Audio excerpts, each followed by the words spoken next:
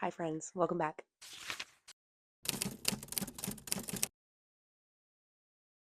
I have been trying to film this video now for almost 3 weeks, but I have been unable to because I was sick for almost 2 weeks and then I went out of town. So today's the day. Also, side note, look what I finally got. My wonderful mother gifted me these, so I'm testing it out today to see how I like it. Today I'm going to be doing my January wrap up and my February TBR slash hopefuls. I was originally going to film these separately, but like I said, I have been unable to film lately, so I'm combining them. So first I'm going to start out with what I read in January and then a little review of each book, and then I'll move on to show you guys what I will hopefully be reading in February. So first up, the very first book I read this year was When Among Crows by Veronica Roth. And this is part of a duology that she wrote that is based on Slavic folklore. And I really liked this book. I was not planning on reading it anytime soon, but I put a hold on it on Libby and then it came through, so I decided to read it. And I didn't realize it was only like 150 or 170 pages, so it only took me a couple days to read. And I really liked the Slavic folklore aspect because I don't know much about Slavic folklore, so it's been really interesting to learn about it. And they have a lot of different kinds of vampires, which I think is really cool. But I think for it being so short, Veronica Roth did a really good job setting up the story and building the world without making it feel too rushed. I'm actually currently reading the second one, and I would highly recommend the duology because it's super quick because they're both pretty short and it catches your attention really easily and also kind of keeps you on the edge of your seat. And I ended up rating When Among Crows 4 stars. The next book I read, I feel like I have talked a lot about recently, especially on my Instagram. But it was Lie With Me by, I'm going to say his name, but I know that I'm going to butcher it. I believe it is Philippe Besson. I'm not 100% sure though. I have tried to Google to figure out how to pronounce his name and I was getting mixed reviews. So I believe that is correct. And if it's not, I am so sorry. I'm trying. But Philippe is a French author. So this book is translated by Molly Ringwald, which I thought was really cool because I did not know she did stuff like that. But this was my first 6 star read of the year. It was absolutely incredible. Again, it's super short, but the writing in this book is just absolutely stunning. And it is a story about our main character whose name is also Philippe, and Philippe is queer. And the story is about him and his first love, a boy that he meets in high school who is also queer, but he is not open about it like Philippe is. And the book is told kind of in two parts. It is during the relationship and then after, because Philippe is narrating the story as he is older. So he is sort of reflecting back on the relationship he had with Thomas and how it has affected him throughout his life. And it is just so beautiful. It really tugs at your heartstrings and it really shows how two people can live such different lives, even if they have something in common, being that Philippe is queer and lets it be known, and how Thomas is queer but not out. And I just think this is an incredibly important story. So if you were looking to add more queer novels to your TBR, I highly, highly, highly recommend this one.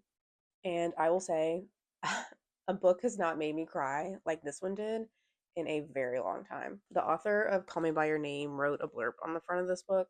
And while I did read Call Me By Your Name, it really did not affect me the way this one did. But the Call Me By Your Name movie, full blown sobbing tears at the end of that movie. And that is how I cried reading this book. So, like I said, this was my first 6 star read of the year, and I cannot recommend it more.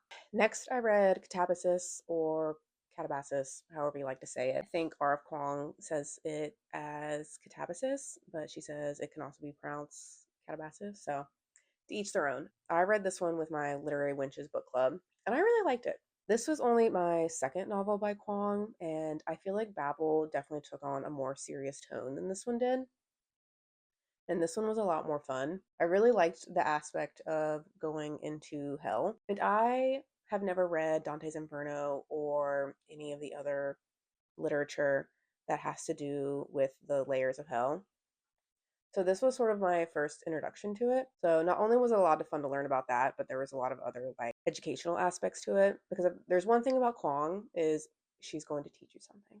At least for me. There is a lot of theory talk in this book that kind of made my brain swim in circles. That is a topic that just makes me feel like I'm going to spiral into an existential crisis. But it was still really interesting to read about. I still think that I liked Babel more, but I still did enjoy this one. Our main character, Alice, sometimes drove me a little bit crazy. And I've seen people talk about how she is anti-feminist, but being that this book is set in the 80s and it is at a prestigious university and how women were treated at that time, I unfortunately just think that she was a product of her environment. And I think that she was just trying to survive her degree and come out of it the other side successful. Unfortunately, that did lead her to be a little misogynistic at times. But I think she does a lot of changing and growing in this book. Our other character, Peter, I really don't have a lot of thoughts on.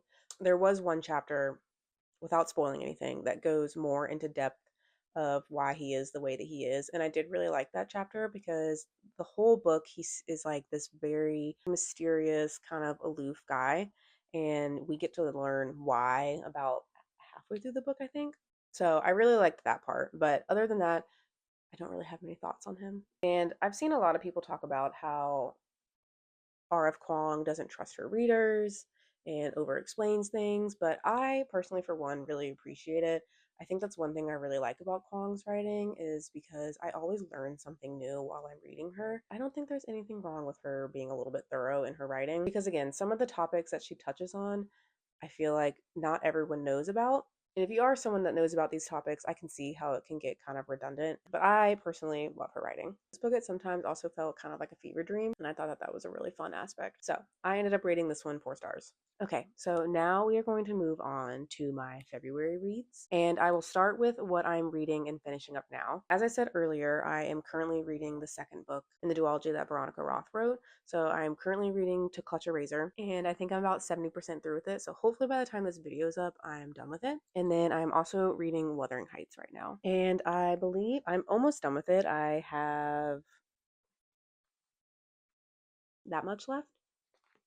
But I have been reading Wuthering Heights over 6 weeks. I found a book club on Substack, which I cannot remember the name of it, but I will put it up on the screen somewhere. And she had a pacing guide to read this book over 6 weeks.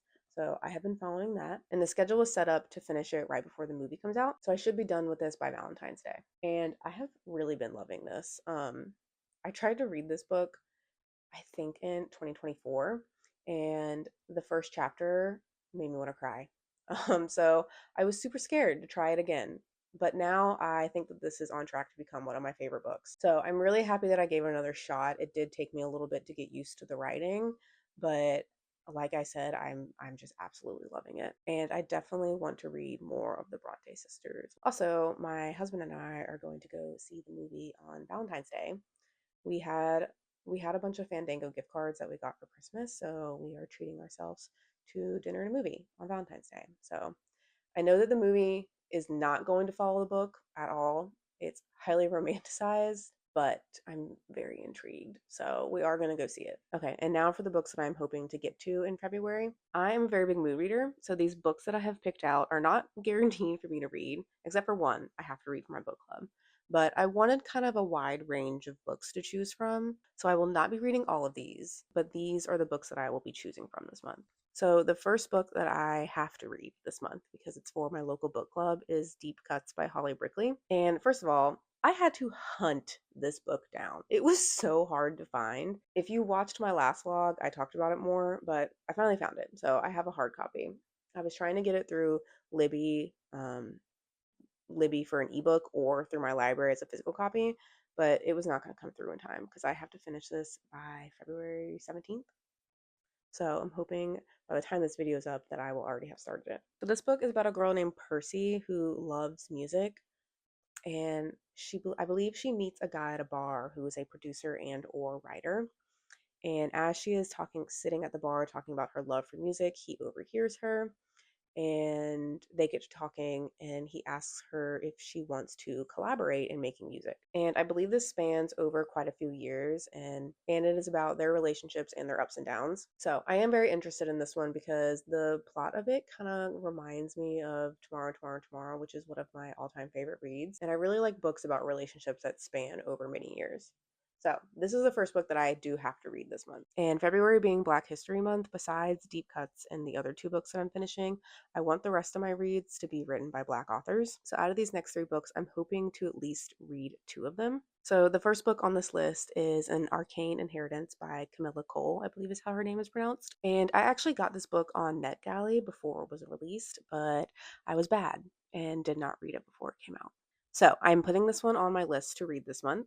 Finally. And this book is described as a dark academia and compared to books like Babel and A Deadly Education. And I do love a dark academia. Fantasy has not been hitting for me as much as it used to lately, say as I'm reading a fantasy duology right now. But I'm super intrigued by this one, and I believe it is about a Ivy League university that is built on the bones and the magic of its BIPOC students. And the main character, Ellery, is trying to prove that she belongs at the school. So this one is high on my list to read this month. I think I definitely would like to read this one paired along with one of the other books I'm going to talk about. The next book on my list is The Vanishing Half, and I got this book in a Christmas exchange that I did with my book club, I believe 2 years ago, and I have heard nothing but great things about this book, so I have really been itching to get to it. It is about two sisters who are both Black, but end up leading very different lives. I believe one sister stays in their southern hometown where she lives with her daughter, and then one moves away and lives a life passing as white, and it spans over many years and weaves together the different generations. And this book sounds just right up my alley because, like I said earlier, I love books that span over many years and generational stories. But I have been kind of scared of bigger books lately, even though this isn't even that big of a book.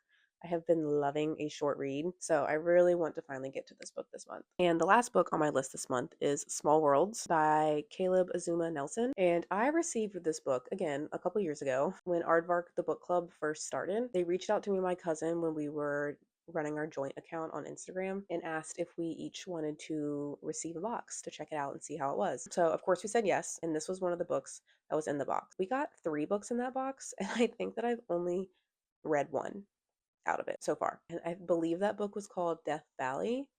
And then I got this one, and then I also got a book called Bridge. But I have heard great things about this author, and I've been really into reading short books lately, so I think this one would be a really good choice. And I honestly really don't know a lot about this book.